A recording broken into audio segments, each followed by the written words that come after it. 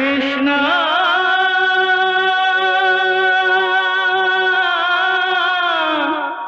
कृष्णा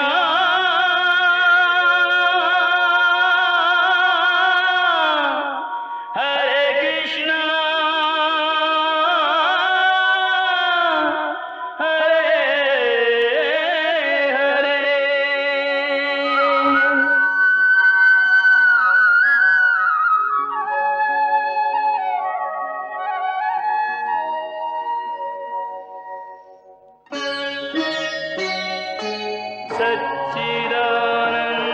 सच्चिदानन्दरूपाय विश्वोत्पत्त्यादिहेतवे तापत्रयविनाशाय श्रीकृष्णाय वयं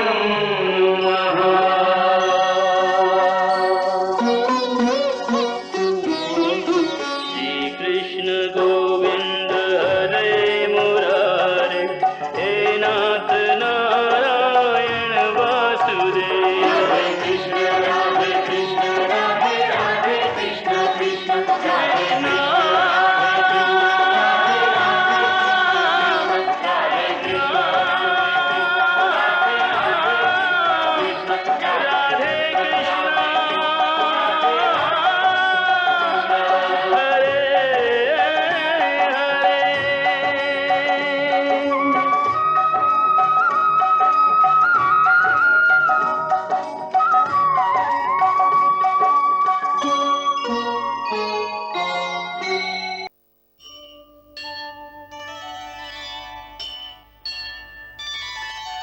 या कुन्देन्दु तुषार हार धवला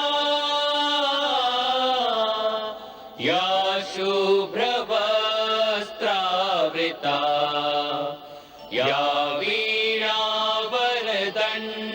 मण्डितकरा या श्वेतपद्मासना या ब्रह्माद्वित शंकर प्रभृतिभिः देवैः सदा वन्दिता सा मां पातु सरस्वती भगवती निःशेषजाड्यापहा निःशेषजाड्यापहा।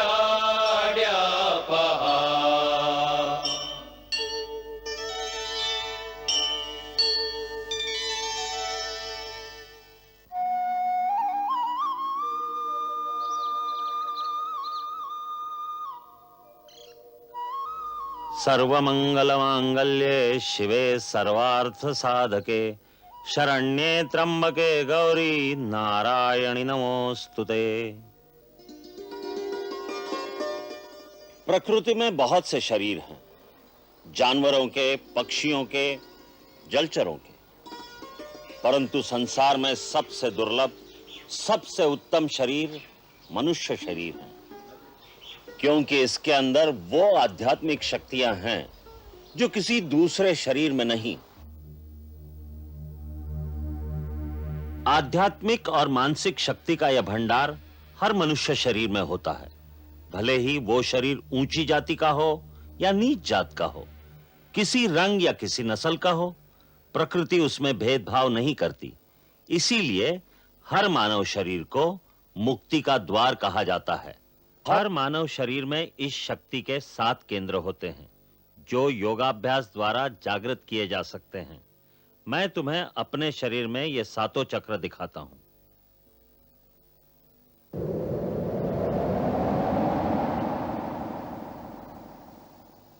ये देखो, सबसे पहला है मूलाधार चक्र।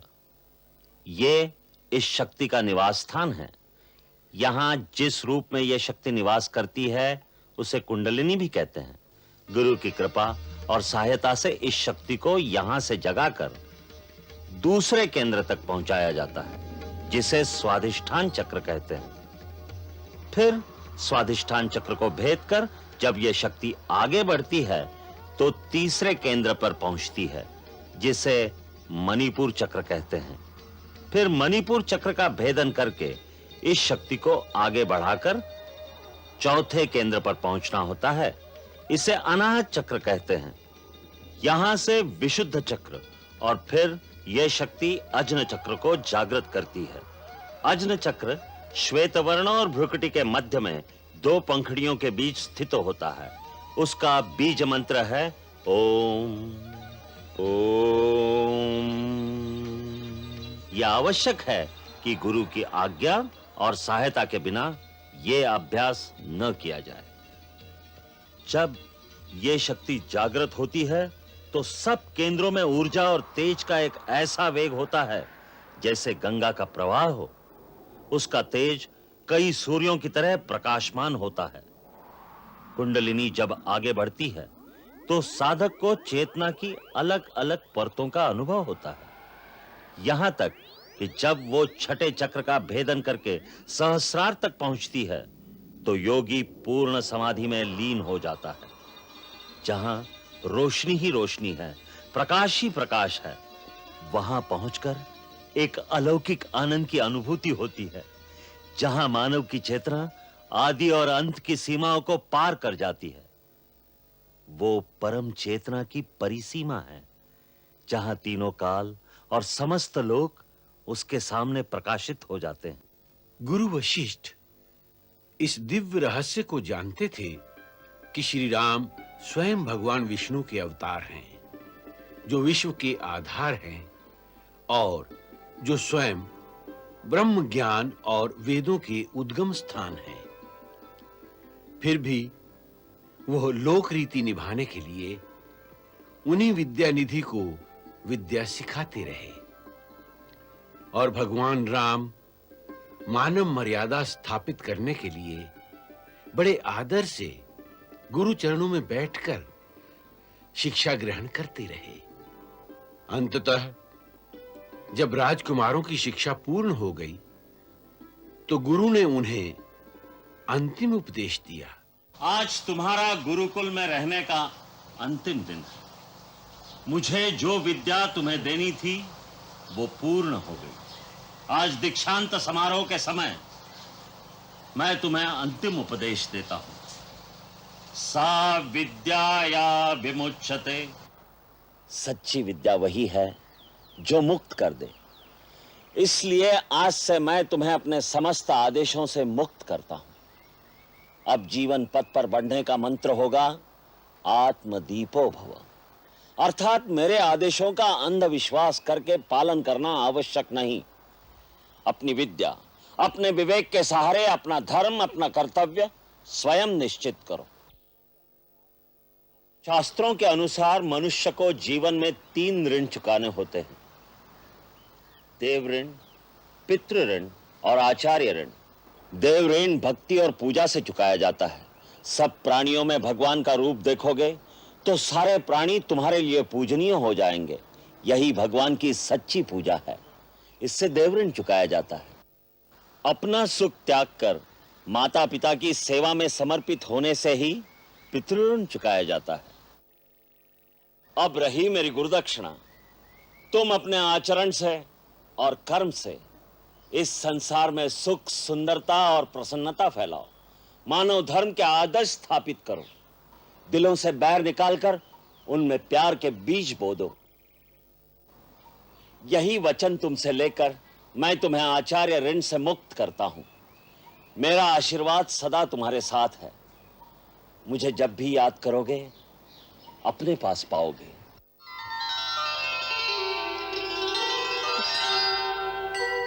गुरुर्ब्रह्मा गुरुर्विष्णु गुरुर्देवो महेश्वरा गुरुर्साक्षात् परब्रह्मा तस्मै श्री गुरुवे नमः। तस्मै श्री गुरुवे नमः।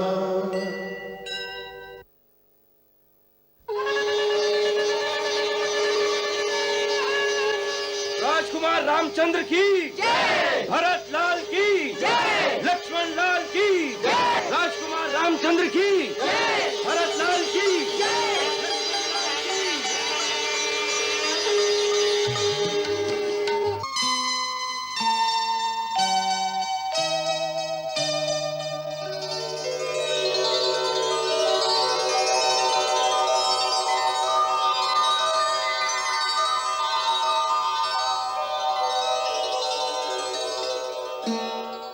मैं आपका पुत्र राम अपने भाइयों सहित अपने आप को आपकी सेवा में समर्पित करता हूं। आपकी आज्ञा का पालन करना आजीवन हमारा धर्म रहेगा। भगवान तुम्हें दीर्घायु प्रदान करे और सदा सुखी रखे। गुरुदेव, आपकी कृपा से आज मेरे चारों मनोरथ सफल हो गए। एक वनवासी ने इनसे बड़ी कठोर तपस्या कराई, अब इन्हें अपने आंचल की शीतल छाया में समेट लो। राम, मां का स्थान ईश्वर और गुरु से भी ऊंचा होता है। जो भक्तिभाव से मां के चरणों की सेवा करता है, देवता भी उसकी पूजा करते हैं। जिन चरणों में कई स्वर्ग समाये हैं, उन मात्र चरणों की वंदना करो राम।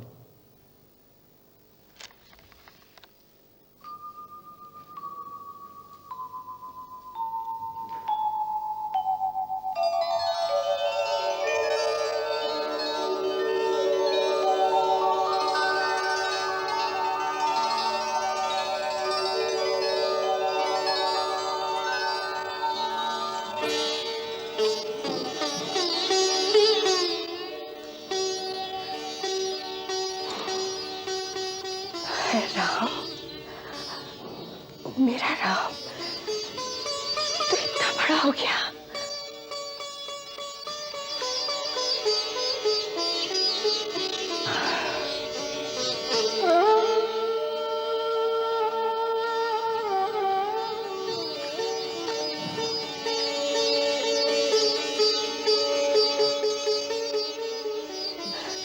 जुग जुग जियो, सदा खुश रहो।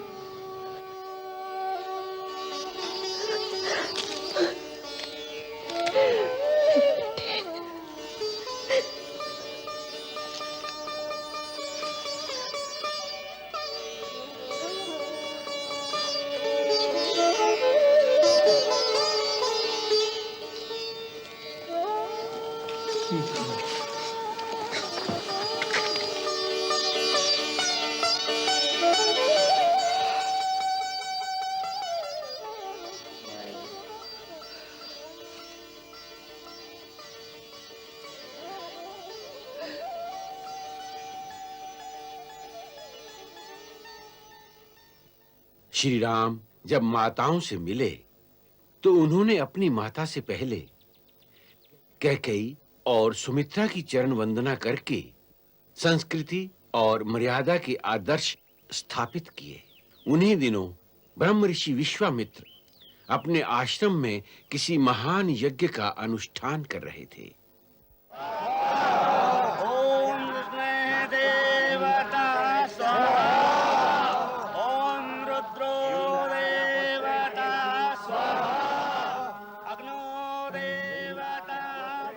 वहां सुबाहु और मारीच नाम के दो राक्षस उनके यज्ञ कार्य में विघ्न डालने के लिए यज्ञ कुंड में हड्डियां और रक्त डालकर यज्ञ अग्नि को बुझा देते थे।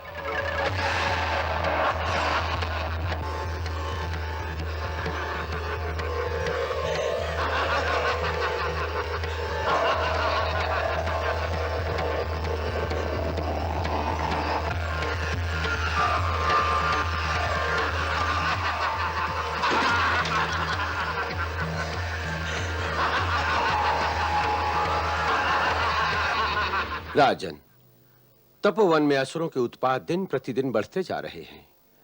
हमारे यज्ञ, हमारी आध्यात्मिक साधना, ज्ञान विज्ञान के प्रयोग पूरे नहीं हो पा रहे हैं। आर्य भूमि में ऐसा दुष्कर्म, दुस्साहस करने वाले लोग कौन हैं? लंका के राजा रावण के गुप्तचर सुबाहु, ताड़का का पुत्र मारीच अपनी मायावी शक्ति से हमारा कोई कार्य, हमारा कोई पवित्र अनुष्ठान पूरा नहीं होने देते और अपनी मायावी शक्ति से जन कल्याण के कार्यों में भी विघ्न डालते हैं। ऋषिराज, तपस्वी ऋषि मुनियों की सहायता हमारा धर्म है। अवध की सारी सेना आपकी सेवा में तैनात कर दी जाएगी। नहीं अयोध्यापति, सेना की सहायता से सुरक्षा का उपाय किया तो असुर शक्तियां भी आर्यवर्त की सीमाओं पर सेना का संगठन करेंगी और उसके लिए अभी उपयुक्त समय नहीं है। तो हम किस प्रकार आपकी सहायता कर सकते हैं? हम तुमसे तुम्हारे राम को मांगने आए हैं।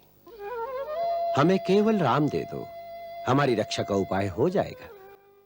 राम? नहीं नहीं, वो नन्हा सा बालक आपके कार्य को कैसे सिद्ध कर सकेगा? आप मुझे आज्ञा दीजिए। अपनी पराक्रमी सेना के साथ मैं स्वयं सबसे आगे रहकर आपके यज्ञ की रक्षा करूंगा। जब तक शरीर में प्राण रहेंगे तब तक आपके अनुष्ठान पर आंच नहीं आने दूंगा। राम तो अभी बालक है, युद्ध के दांव पेच का अनुभव नहीं, शत्रु के बलाबल, असुरों के छल कपट को नहीं जानता। मैं अपने राम को आपके साथ कैसे भेज दूं? ये नहीं हो सकता। बस राजन, हम जिस तरह आए थे उसी तरह चले जाएंगे। क्रोध न कीजिए मुनिवर, आप मेरे पूज्य देवता समान हैं, मुझ पर अनुग्रह कीजिए। रावण का वेग तो देव, दानव, गंधर्व, किन्नर और नाग भी नहीं सह सकते। मेरा नन्हा राम उस रावण से अकेले कैसे टक्कर ले सकेगा? मेरे पुत्र पर दया कीजिए, मेरे पुत्र पर दया कीजिए। महर्षि वशिष्ठ, महाराज दशरथ की नजर अभी तक राम के दिव्य तेज को नहीं पहचान सकी, परंतु आप तो जानते हैं, आप ही इन्हें समझाइए। ब्रह्मर्षि विश्वामित्र ठीक कह रहे हैं राजन। राम युग और इतिहास की धाराओं को मोड़ने आए हैं।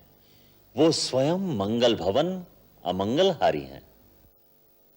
विश्वामित्र तो तुम्हारे पुत्र के कल्याण के लिए ही उसे लेने आए हैं। अन्यथा महर्षि विश्वामित्र स्वयं सुबाहु, मारीच आदि असुरों का नाश करने में समर्थ है, परंतु ये सारा गौरव राम को देना चाहते हैं। राजन, शंका मत करो, राम को इनके चरणों में समर्पित कर दो, इसी में सबका कल्याण है। संभव है इसी में सबका कल्याण हो। पुरुष सिंह दो वीर, हरख चले मुनि भय हरन। कृपा सिंधु मति धीर, अखिल विश्व कारण करन।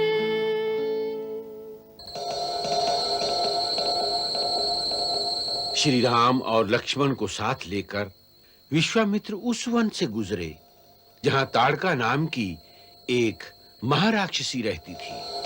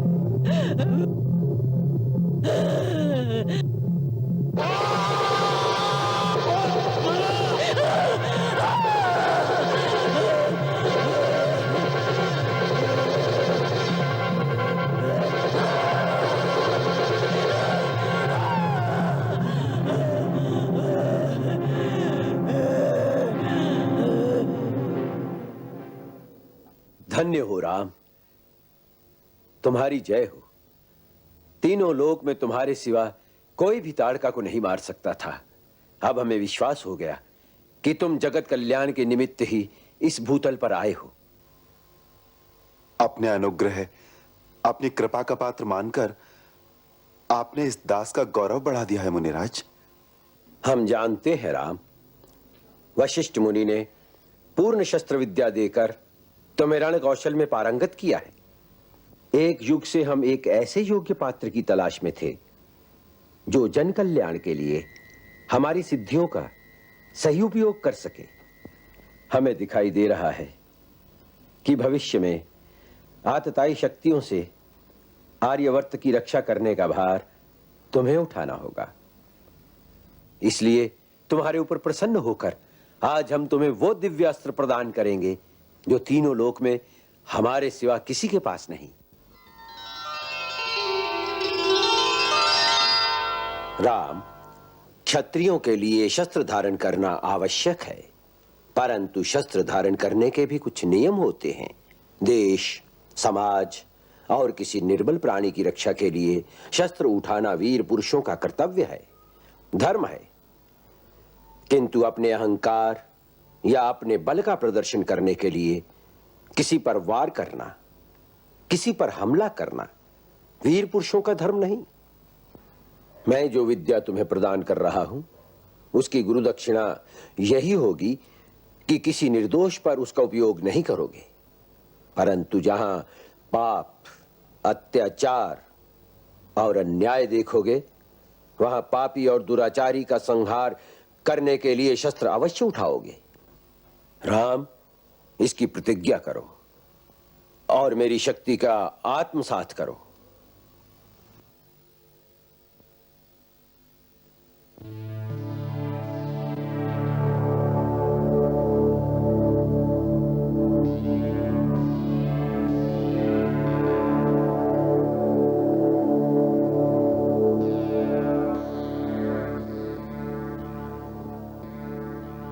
शिव का शूलवत नामक अस्त्र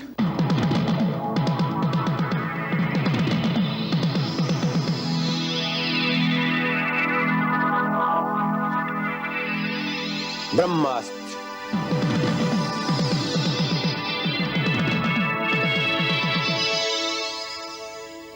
श्री नारायण अस्त्र।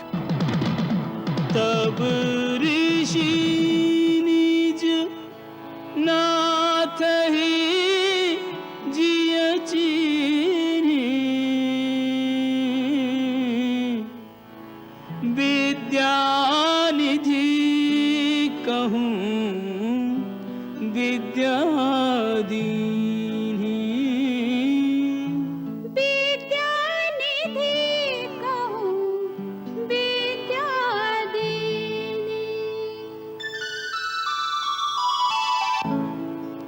आयुध सर्व समर्पिके प्रभु निज आश्रम आने, कंद मूल फल भोजन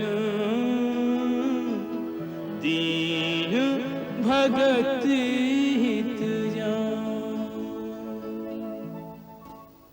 दुष्टा ताड़का का नाश करके आपने हमारे मन को यह विश्वास दिला दिया कि अब हमारे यज्ञ अनुष्ठान निर्विघ्न पूर्ण हो सकेंगे। आपका आशीर्वाद रहा तो ऐसा ही होगा और आपका यह आश्रम सदा के लिए निष्कंटक हो जाएगा। तुम्हारी जय होगी राम।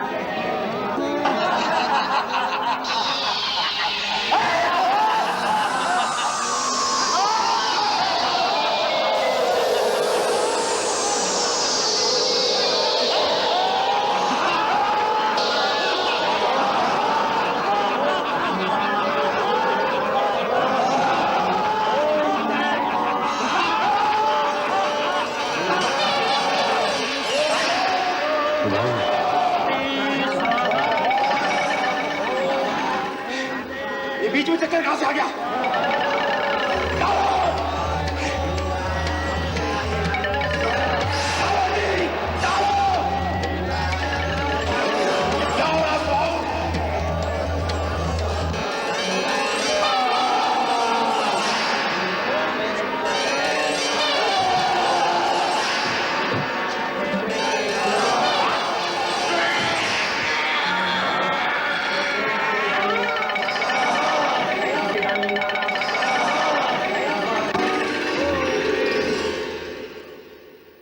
विश्वामित्र आश्रम के समस्त ऋषि श्री राम के पराक्रम से अति प्रसन्न हुए। उसी समय विश्वामित्र के लिए महाराज जनक का न्योता आया। जनक ने अपनी पुत्री सीता के स्वयंवर में विश्वामित्र को आने का निमंत्रण भेजा था। विश्वामित्र ने श्री राम को भी साथ चलने के लिए कहा। तात, महाराज जनक के यहां से न्योता आया है। वो अपनी पुत्री सीता का स्वयंवर रचा रहे हैं, जिसमें उन्होंने हमें भी आमंत्रित किया है। सीता को देवी कन्या मानकर महाराज जनक ने यह निश्चय किया है कि सीता का विवाह किसी साधारण मानव से नहीं हो सकता, और उन्होंने शर्त रख दी कि जो शूरवीर उस महान शिव धनुष को झुकाकर उस पर प्रतंचा चढ़ा देगा, उसी के साथ सीता का विवाह होगा। उसी चमत्कार को देखने के लिए तुम हमारे साथ मिथिला चलो, यही हमारी इच्छा है। अहो भाग्य। तो कल प्रातः ही प्रस्थान करेंगे। जो आज्ञा गुरुदेव।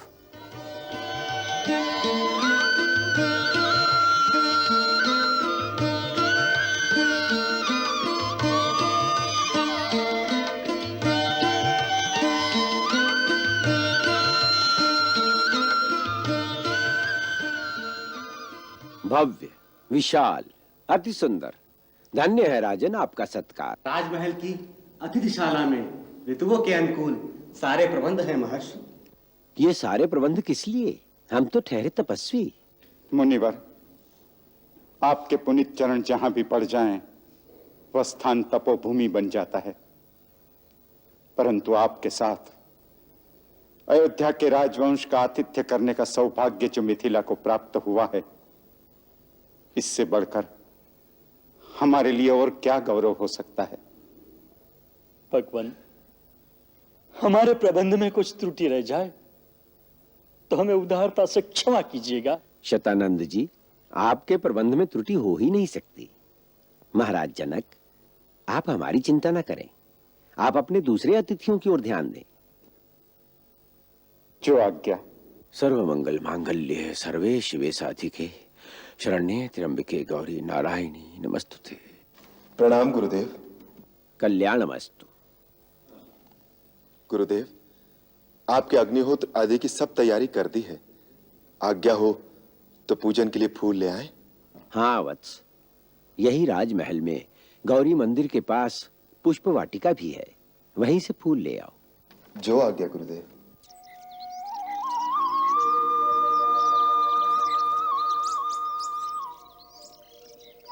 दूसरे दिन प्रातः श्री राम जब राजवाटिका में पूजा के लिए फूल लेने गए, तो सीता भी अपनी सखियों समेत गौरी मंदिर में आई।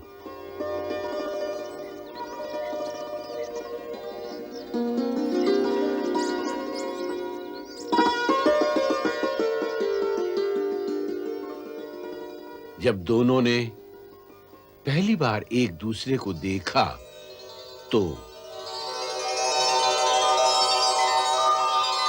सुमिर सिय नारद बचन उपजी प्रीति पुनीत चकित बिलोकति सकल दिशि जनु शिशु मृगी सभीत।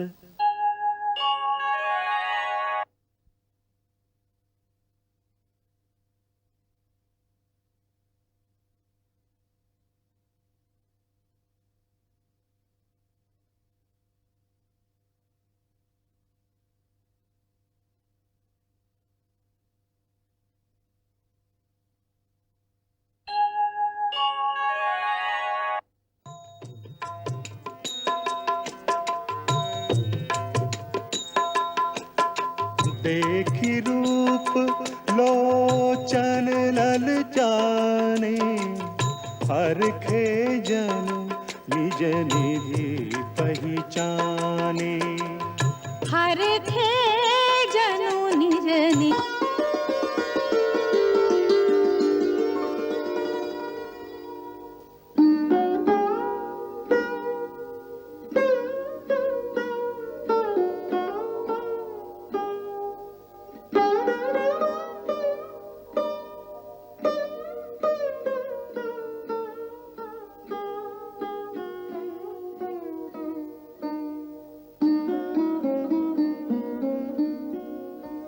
देखन मिस मृग विहगतरु, फिरई बहोरी बहोरी।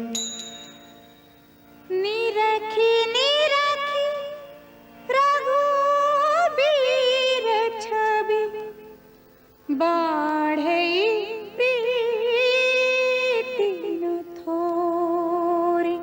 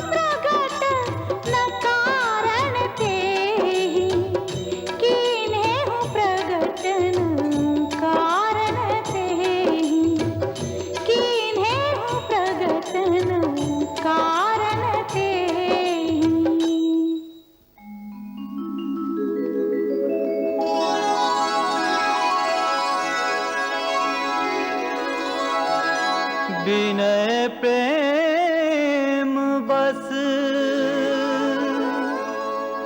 भई भवानी,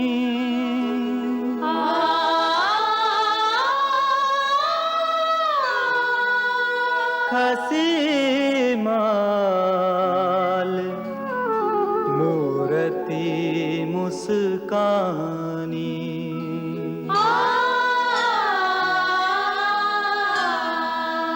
सादर सिए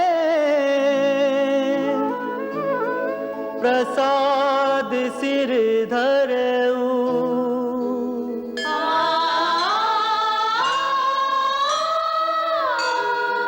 बोली गौरी हर्षु हिये भरऊ।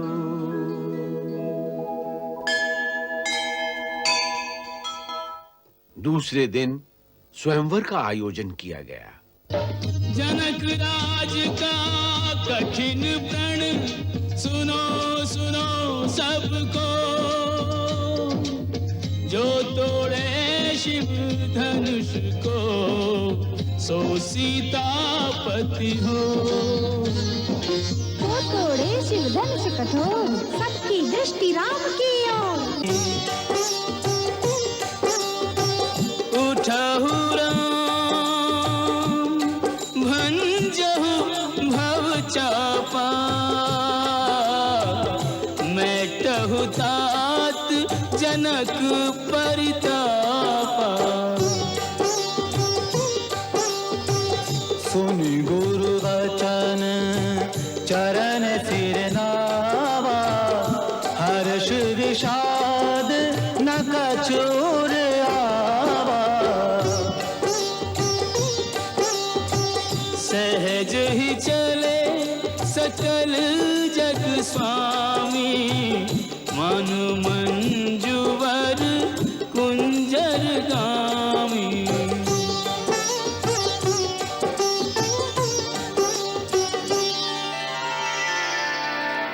तब राम ही बिलो की बेदेही,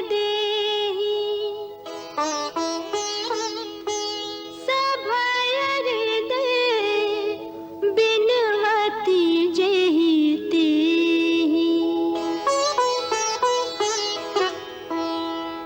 मन ही मन मनाव अकुलानी,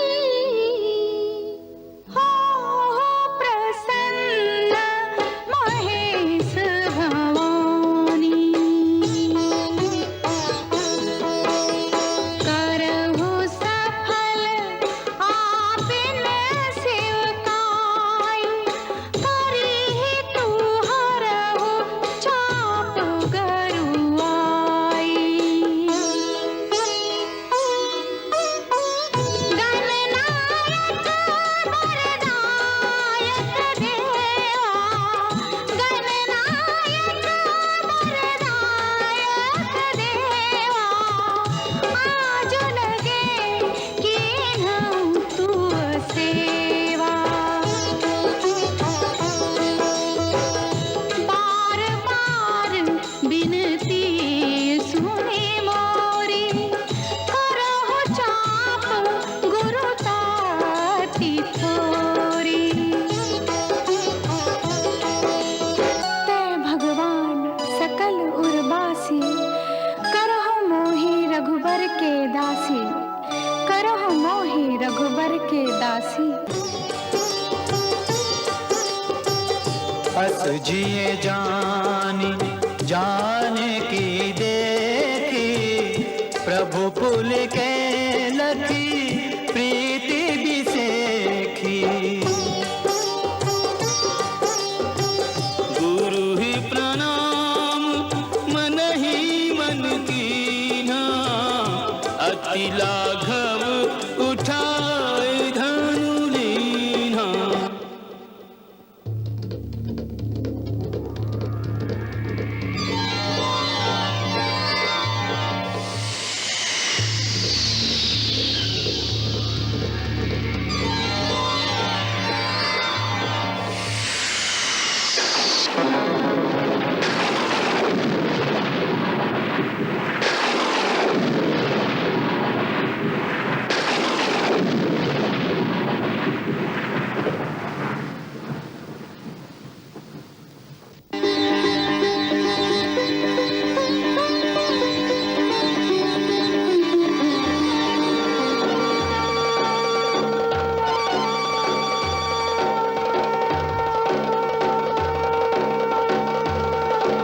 जाओ बेटी, वरमाला पहना दो। जाओ बेटी, जाओ।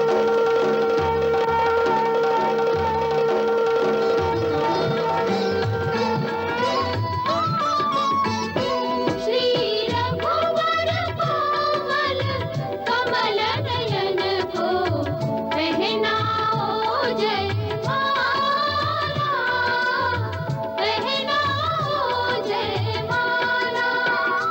ये पुण्य मुहूर्त स्वर्णिम अवसर, फिर नहीं आने वाला।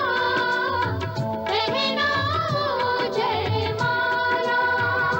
श्री रघुवर कोमल कमल नयन को, पहनाओ जय माला, पहनाओ जय माला। श्री राम चकित चितवे सीता का, अद्भुत रूप निराला। पहनाओ जय माला। श्री रघुवर कोमल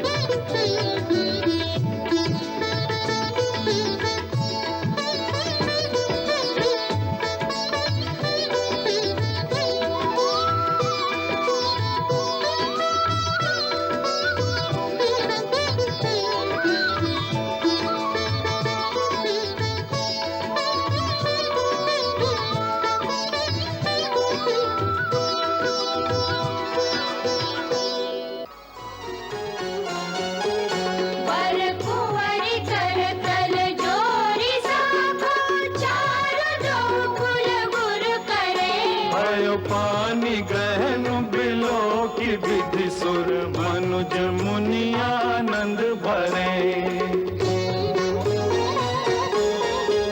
सुख मूल दूलहु देखि संपत्ति पुलकटन हुल सोहियो। परिलोक वेद विधानु गन्या दानु नृपभूषण कियो।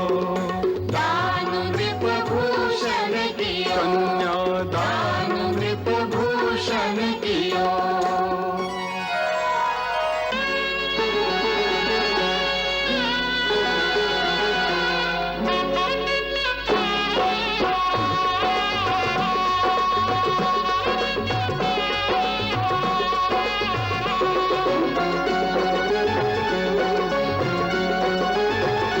सिया रघुवर जी के संग परन लागी। हरे हरे परन लागी भावरिया। छायो चहु दिसि प्रेम को रंग परन लागी। हरे हरे परन लागी भावरिया। सिया रघुवर जी के संग।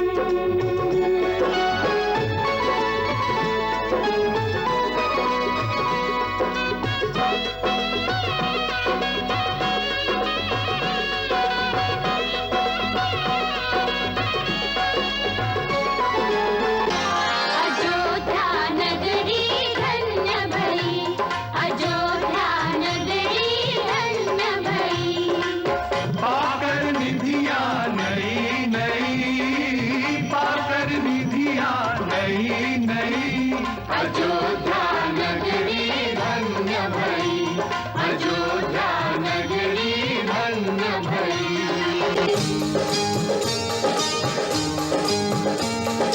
चौक पुराओ जी चौक पुराओ। दिवला जराओ जी दिवला जराओ।